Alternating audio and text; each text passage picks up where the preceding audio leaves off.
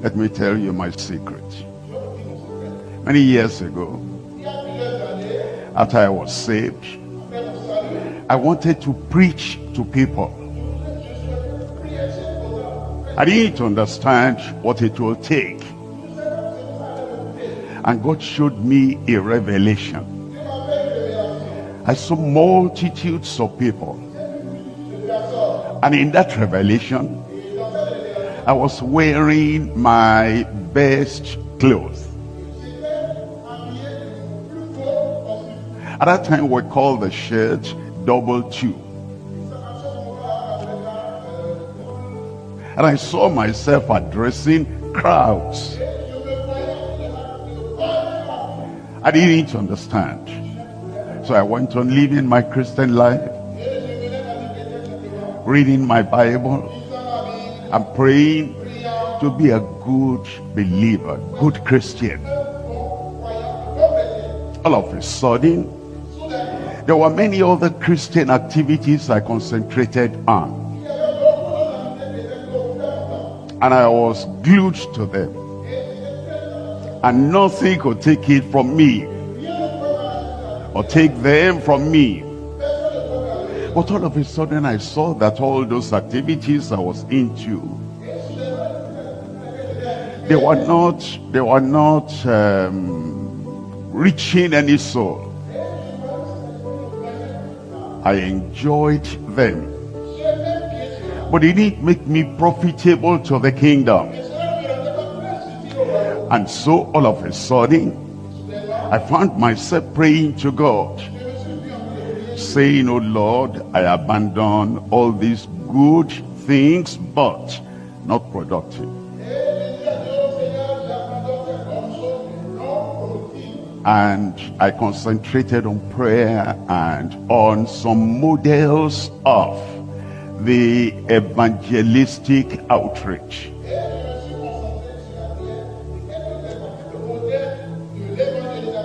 I had studied mathematics at the university. And I know how I studied to make a first class in mathematics in my first degree. So I came across one book, Healing the Sick by T.L. Osborne. And I took that book as if I was in the mathematics class. I read it. I studied it. I marked it. If you see that first copy now of Healing the Sick by T.L. Osborne, it's almost torn apart. But after some years, I got a new copy. And I studied and I read. After some years, I got another copy. And then, but I had not started evangelizing or praying for the sick. Then some of the Bible study members in our Bible study then, they will see me at the university because I was still lecturing. They said, "Good morning, sir." I said, "How did you know me?" He said, "I came to the Bible study and I was very sick.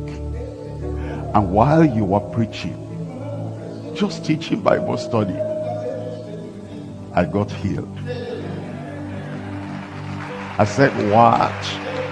I said, tell me the truth." I said, "True." Another time, somebody came to the Sunday service, and I was praying, and then I had myself saying what I didn't plan to say.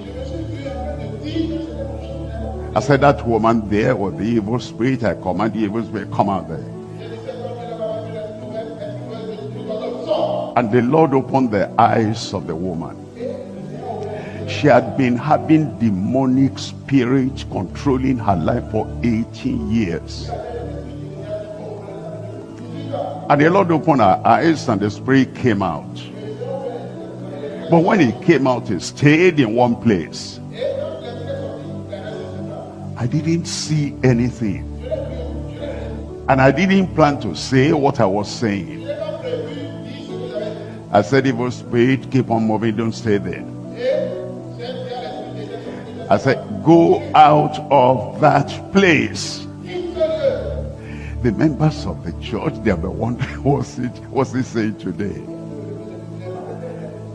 But the Lord opened the eyes of that woman, and that spirit kept on moving until it went out. And they said, don't come back here.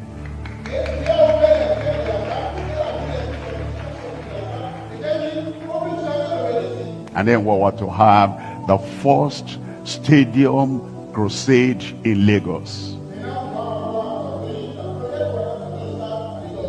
I just took cassettes of Maurice Cerullo. And for weeks before that crusade, I was listening to those two messages of Maurice Cerullo. I listen in the day, I listen in the night. I put the message there, and while I'm sleeping, it's still playing. I saturated my mind, my spirit with those two messages. And then the day came, or the crusade. Remember, all I had within me was the message I'd heard. And the only way I can think is on the message I heard. So we got there. I want to pray. I made the altar call. The people responded.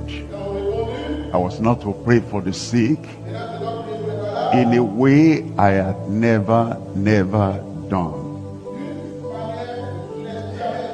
While we were praying, we had not said the final amen.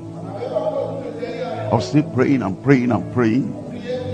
Oh Lord, heal the sick. At the middle of the prayer, a woman, a mother, began to shout. What happened? Her son, a boy, did not have any bone in one leg, only flesh. And he had one good leg and one flesh rubber leg. He will use one stick and wind the flesh that had no bone. He would wind it around that stick. In the middle of the prayer, he threw away the stick. God created bone in that leg. I was still praying, and the boy began to run and to jump on both legs with bones. When we finished prayer, that woman jumped, that woman cried, that woman laughed, that woman danced, did everything to say, God, amen you.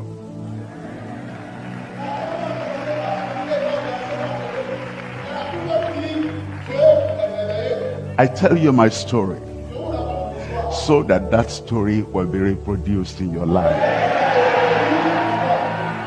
Don't think you cannot. You can. You will. Your own day has started today. Today, we're not going to preach, talk much. Take all these messages you have heard. Like I took the book of T.L. Osborne and the messages, the cassettes of Maurice Cerullo. And I listened and listened and listened. And all that is said in those messages, they were transferred into my heart. Get the messages.